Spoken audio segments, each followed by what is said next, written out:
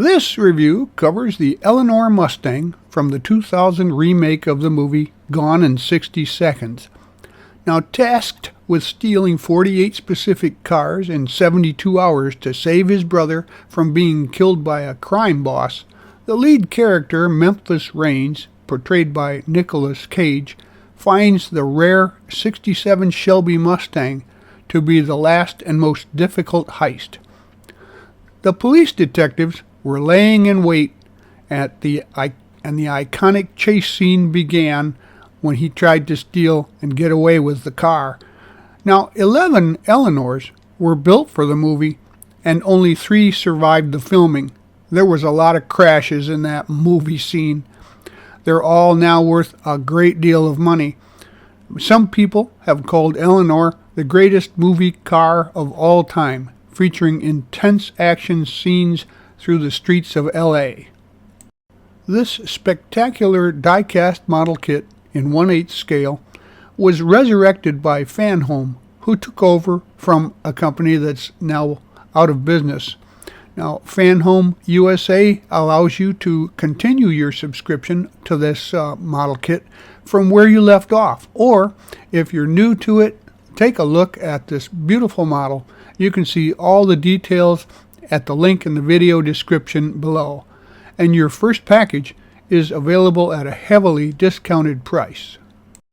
Measuring over 23 inches long, this incredibly detailed die-cast model will become the centerpiece of your collection.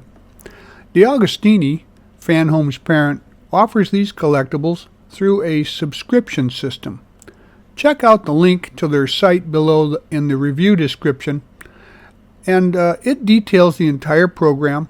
And in short, I can tell you it is a spectacularly defined model that you can build in monthly stages that are shipped directly to you about once a month.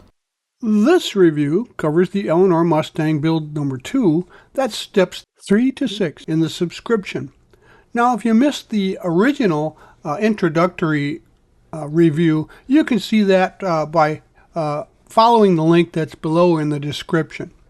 But we're going to get to this new section and add some pieces to the review as part of the tutorial. Now, you can find subscription information here, and you can find those links down below too. Now, you also have to note that this model, this particular one, has been discontinued for subscription, but they've got a lot of others. And there's also a 1/6 scale Ford Mustang Shelby GT500 model that you may be interested in as well. In this shipment, you get this blister pack of step 3, which includes a number of the engine parts, and we'll show you how those are assembled, as well as some customizing that you can do. Here's the opened package so you can see the pieces more clearly. You got your valve covers, intake, and a breather there, along with the carbs. Just because it's a rather pricey kit and incredibly detailed, that doesn't mean you can't add to it. Here you see that I've painted the valve covers satin black and added a gold tone to the carbs. And now with the intake facing to the left there, you see the holes up front for a distributor and hoses, etc. Make sure that you have the correct valve cover for the left side of the engine, and that includes the breather hole on the top. We're going to use a couple of small screws, and then go ahead and add the other one on the right side of the engine with 2 small screws coming in from underneath. Next, locate the breather cap, and that is simply pressed into position on the left side cover, and it seems to be pretty snug, but if you think that it may come out on your sample, add a little thin cement, a little CA glue there to keep it in position so that it doesn't fall out after you get the model assembled. And now we'll use some of the plastic screws. That's the P in the designation for those screws. The D is for screws that go into metal. Now, this is pretty interesting. It comes with a set of a piece of photo etch, which is a nice looking filter screen, but it shouldn't be see-through. So what I did was I just used a little white paper backing and glued that with a glue stick. You can use some white glue to glue it to the back side of the mesh. Then you're just going to wrap it around inside the little guide trough there, and then set that into position, and then you can secure that into place by adding the top and fitting it also in a little ridge around the top there, and then 2 screws come in from the bottom to secure it into place. And now we're going to place the carbs into position, and you'll note if you look at them from underneath, they're slightly off-centered, so kind of match that up so that they go into the off-centered holes in the intake there that are matched up to them, so that they're both in the middle, and that center line, they're actually pointing at each other, and they're even. Next, we're going to secure the carbs into position by placing the air cleaner right over the top. It has 2 longer plastic posts that go in into those holes in the centers of the carbs. And we're going to go ahead and position that. And then underneath, there's a couple of arrows here that indicate the holes that you'll be using the small screws to screw that air cleaner assembly onto the top to trap the carbs into position. Here is the blister pack for build portion number 4. That's step number 4, and it's pretty interesting. It comes with the large hood there, as you see, with the great looking stripes. Also a couple of plastic and chromed pieces for the grills, and some lights for the headlights. Here are the poly packs that are included for steps 5 and 6. 5 being one of the seat backs, and 6 being a portion of the wheel assembly. So here's a better look at the parts in the blister pack with the cover removed. And interestingly, you see there's some holes in the back of the headlight bezels, and some small LED bulbs and wires that are used to light those up. So now we'll incorporate a piece that we had assembled in the previous shipment, and that's the front fascia and headlights, etc. We're going to be adding the large grill here. You may have to flex the grill just a little bit to get it to pop into position, but it fits perfectly there, and a couple of small screws on the outside edges there that is secured into place. But I'll caution you, it's made out of thin plastic, so always be careful when you're handling this front grille section so that you don't snap it. Now here are the front driving lights. You'll place those into those little divots there that are just above the bottom of the grill there in the inset there, and they go into place, and there's 2 small screws that will secure them into position. You see here arrow pointing to the hole that goes through those divots and secures those into place as well. So just make sure that the screws are bottomed out but not over torqued. You don't want to strip that screw out, so that the lights will be in the correct position.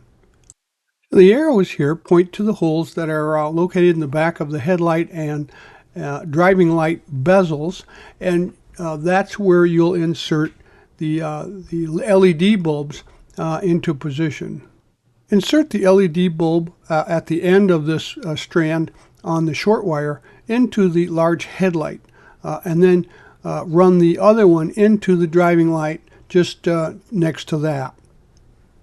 Now all of the lights have been wired up in the front fascia, and you'll have those strands that are left out, and they'll be run back to connect to the power pack later.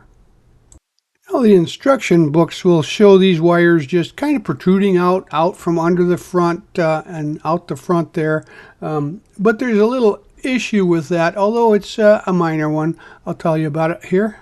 Those wire leads that come out of the driving lamps have no place to really go. The small grill that you see screwed into place here in a similar fashion to the larger one fits flush, but it's hardly noticeable. However, you may need to bend that wire down just a little bit to get it to come down through and past the bottom of that small grill. So we've set the that front fascia aside, and we're on to step 5, which is simply assembling one of the seat backs. And There's a little quirk that you'll discover here as well. We'll be adding the chrome insert here into the center of the seat, and it uses 4 screws, the 2 top ones there, not the center ones. They're made for location only, and then the 2 at the bottom of it. You see the arrows indicated here, but notice it's got a tab on it right in the center of the back there. Now, if you look on the back of the actual seat back, there's a slot for that tab to fit into. So the seat back is just a press fit, and then you put the tab through the slot. Well, that was not part of the original car's design, and this is kind of a quirk. I guess they couldn't figure out a better way to put the seat back into position and without having a tab and a slot in the center of the back. Now moving on to step 6, we're going to assemble the wheel knuckle and the brake plates, etc. And also the caliper goes into position there, and a chance for a little more of that detailing. I used a small paintbrush and some thinned black paint, flat black color, to paint the inserts in the spinners. I also used a ultrafine black Sharpie to add a little detail to the cross-drilled brake plate there, and a little of the what you call panel wash. It's a light black panel wash to give a little definition to the caliper parts.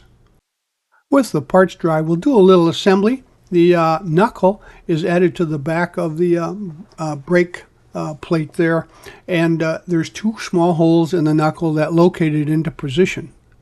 Next, we'll add the caliper, and note that the brake plate is it's not fixed into position yet. We'll do that with another piece. So just leave it on there, and we're going to snap the caliper into place by using a tab that's located on the back side. You see the circle there, right straight through the back of the backing plate and into a little catch on the other side. And here's what that assembly looks like. Once again, it's not fixed, so we're going to grab that together and insert it into the wheel from a previous build into the backside and secure it with one of these screws. Now make sure that that screw is bottomed out properly and tightly, and then back it off just a bit so the wheels would turn.